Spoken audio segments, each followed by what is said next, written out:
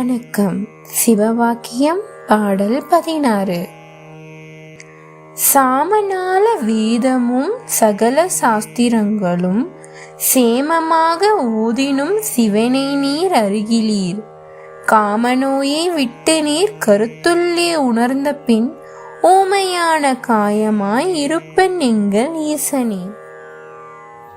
அதாவது, எல்லா வேதங்களும் சாஸ்திரங்களும் படிப்பவர்களே, எவ்வளவு நேர்த்தியாக நீங்கள் படித்தாலும் சிவன் நம்முள்ளேயே இருப்பதை நீங்கள் அறிவீர்களா? உயிர் வெளியேற உந்து சக்தியாக குண்டலினி இருப்பதாக கண்டோம்.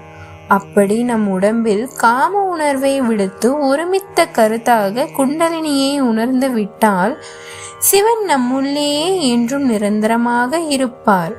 ஊமை காயம் என்பது இங்கே அவர் என்றும் நம் நினைவில் நிறைவோடு இருப்பார் என்பதை உணர்த்துகிறது. இதுவே இப்பாடல் உணர்த்தும் பொருள். நன்றி.